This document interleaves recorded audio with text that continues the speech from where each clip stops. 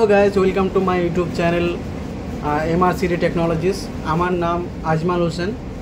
আমি আজকে আমার টপিক যেটা হচ্ছে CECT কেওবির ভিআরটি ইমেজ কিভাবে তৈরি করা যায় সিটি কনসোলে, আর কিভাবে ফিল্ম দিলে কিভাবে ভালো লাগবে, কিভাবে জিনিসটা ক্রপ করবে, কিভাবে কিডনি ইউরেটার ব্লাডার আলাদা করবে, সেটা আমি আজকের ভিডিওতে খুব সুন্দরভাবে আমি বোঝাবো এবং বলবো। এখন আমরা পেশেন্টের নামটা সিলেক্ট করে নেব, যে আমরা যেটার উপরে আমরা এই টেস্টটা ভিআরটিটা তৈরি করব। ওখান থেকে নামটা সিলেক্ট করে ডাবল ক্লিক করে ভিতরে চলে গেলাম। ওখানে গিয়ে এবার কোনটা ইমেজ ভালো এসছে সেই হিসাবে দেখে নেব যে হ্যাঁ, এটা ভেনাস পেজে তো ঠিকঠাক চলে এসছে। তারপরে যেটা 5 মিনিটে ডিলে হয়, সেই ডিলেতে দেখব যে আমাদের কিডনি ইউরেটার ব্লাডার কতটা এনহান্স হয়েছে।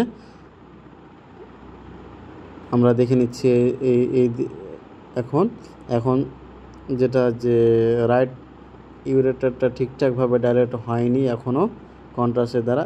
তার পরিপ্রেক্ষিতে আরেকটা যেটা ডিলেট নেওয়া ছিল 8 মিনিটে, সেই ডিলেটটাতে আমরা করব,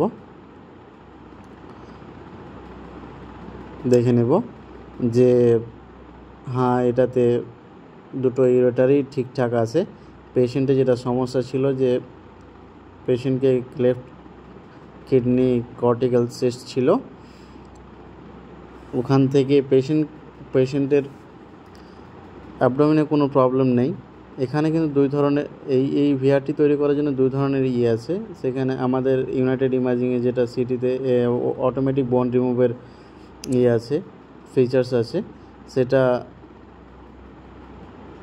এখন ক্লিক করলাম। ক্লিক করে দেখা যাবে কি যে সম্পূর্ণ বোনটা অটোমেটিক রিমুভ হয়ে যাবে। আমাকে আর নিজে থেকে আর ম্যানুয়ালি আগের মতো করে আর কাট করতে হলো না। দেখতে পাচ্ছ এখানে কিছু যে আর্টিফ্যাক্টগুলো আছে, সেই আর্টিফ্যাক্টগুলো কাট করে বাদ দিয়ে দিতে হবে। তারপরে আমি কিন্তু এখানে ম্যানুয়ালি কিভাবে কাটতে হয় সেটা শেখানোর জন্য চেষ্টা করব। অটোমেটিকে যাব না। এখন যারা নতুন স্টুডেন্ট আছে তাদের একটু প্রথম অসুবিধা হবে অটোতে গেলে। তার জন্য আমি ম্যানুয়ালি কিভাবে কাটতে হয় ধাপে ধাপে ওটা আমি দেখাচ্ছি এখানে, তোমরা দেখতে থাকো। পরবর্তী আমি ধীরে ধীরে এটা কেটে করছি, তোমরা স্টেপ বাই স্টেপ দেখতে যাও।